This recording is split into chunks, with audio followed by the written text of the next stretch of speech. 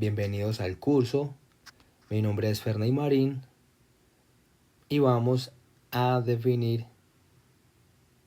el momento de inercia o segundo momento de área.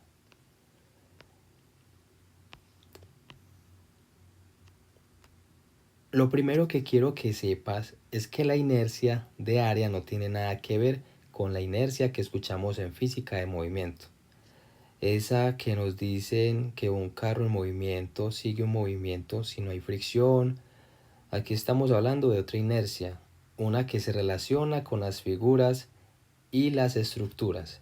Entonces, ¿qué es la inercia de área?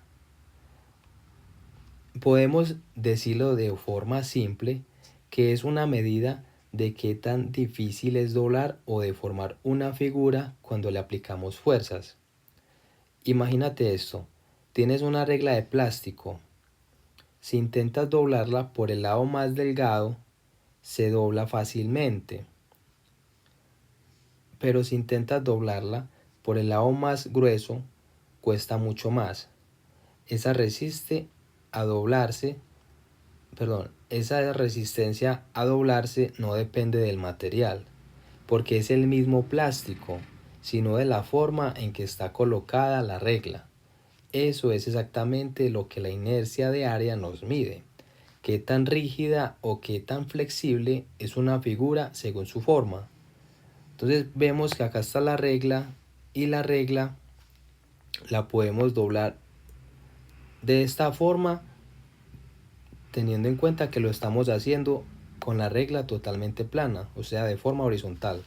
Pero si la regla no estuviese plana, sino que estuviese así y ejercemos una fuerza, es mucho más difícil de que ella se deforme. ¿Por qué? Porque entre más grande sea la distancia, la longitud de donde se está apoyando la carga, va a ser menor la deformación. Entonces, como podemos observar, si generamos en esta zona,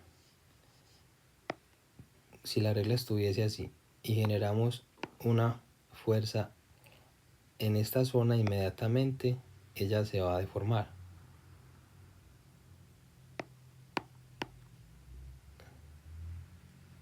Pero si no lo hacemos en esta zona, sino que lo hacemos por esta, entonces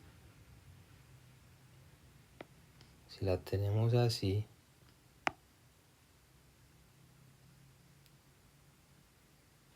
le generamos una fuerza acá,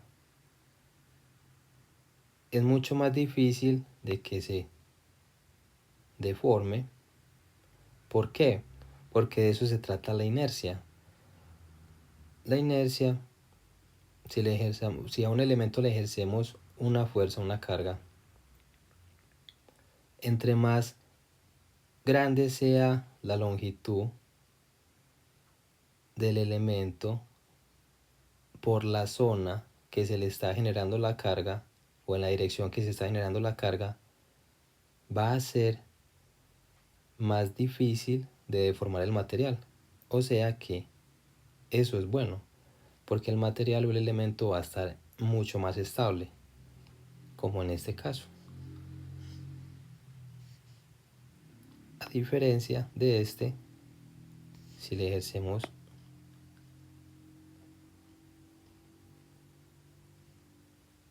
la misma fuerza,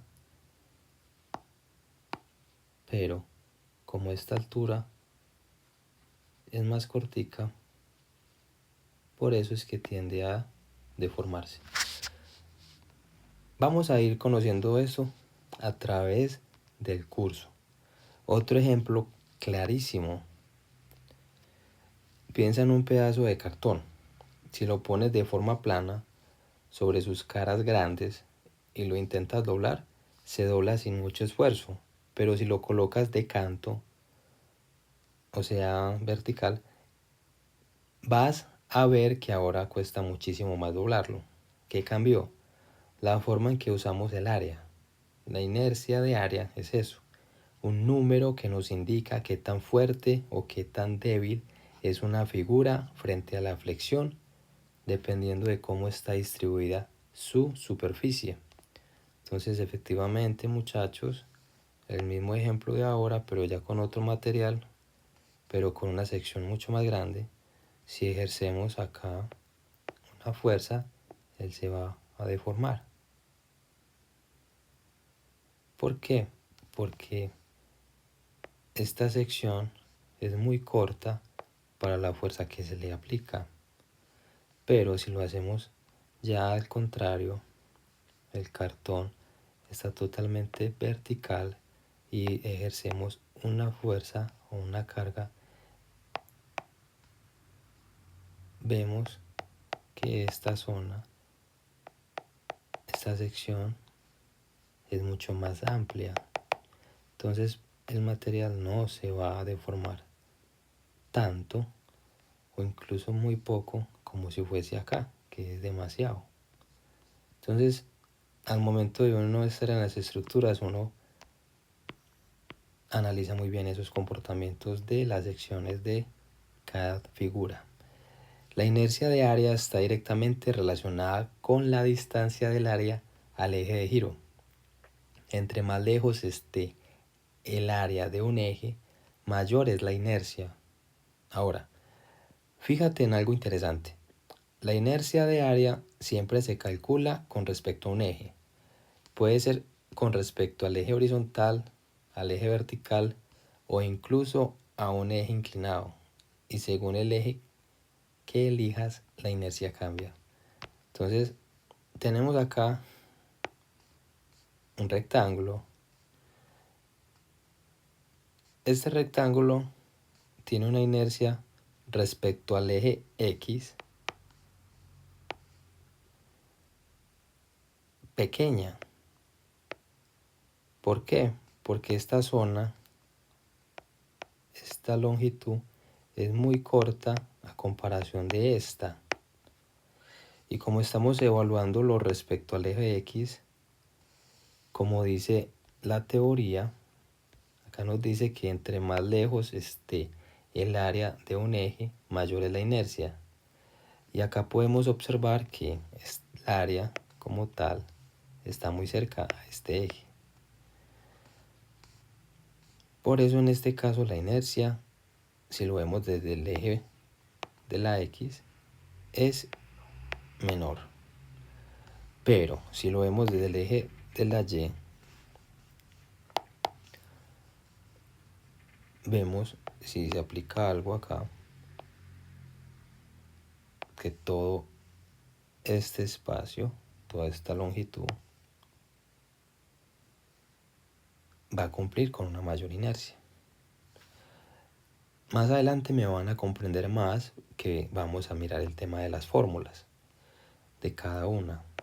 Entonces en este caso, evaluando nuevamente el eje Y, vemos que esta estructura o este elemento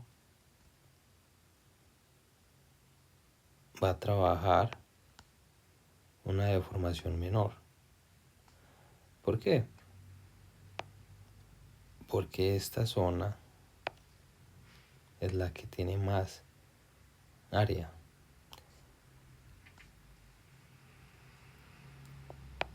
Menor. Pero esta, respecto al eje X, podemos observar que es demasiado grande el área. Entonces, entre más lejos esté del eje, mucho es mejor la inercia. Vamos a mirar acá. Por eso cuando hablamos de una viga o de una columna, siempre tenemos que especificar respecto a qué eje estamos calculando la inercia. No es solo doblar por doblar. No es lo mismo doblar una regla en horizontal que en vertical, como lo vimos en el ejemplo. Entonces tenemos varios tipos de viga. Entonces esta viga, si la generamos por acá una carga o una fuerza, se va a comportar bien porque tiene una sección grande en respecto al eje X, ¿cierto? Pero ahora, si la viga no está así, sino que la tenemos así, ya la cosa cambia. Entonces tenemos que evaluar según el tipo de sección que tenga acá.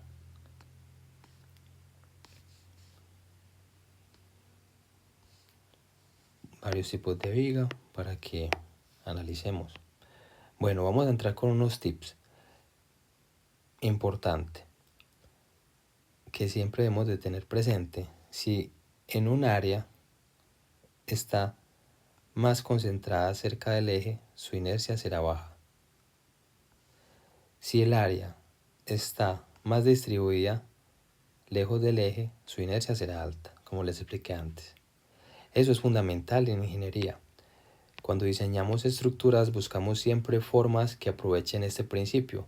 Por ejemplo, un tubo hueco tiene más inercia que una barra maciza del mismo peso. ¿Por qué? Porque en el tubo el material está más lejos del centro y eso aumenta la resistencia a la flexión.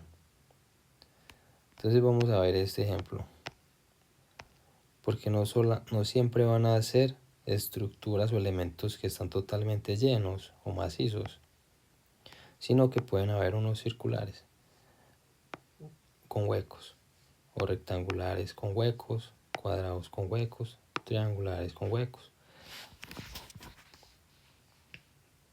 Parece increíble, pero así es.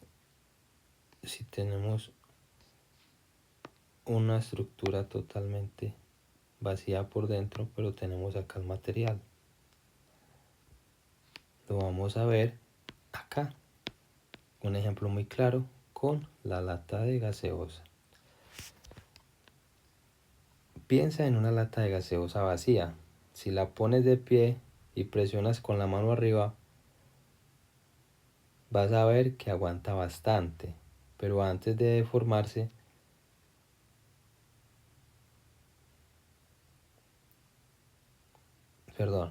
vas a ver que aguanta bastante peso antes de deformarse.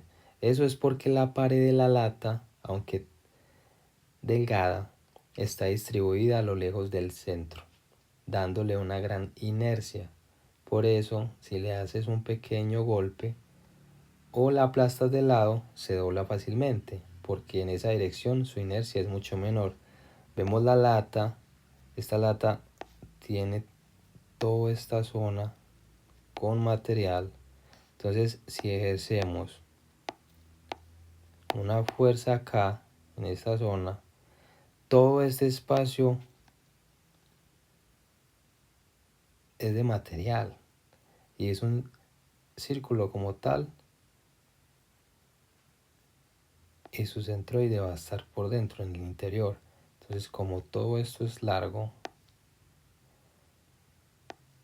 si lo viéramos desde este eje, miramos toda esta zona, toda esta longitud, y aparte que está distribuida, va a ser más difícil doblarla.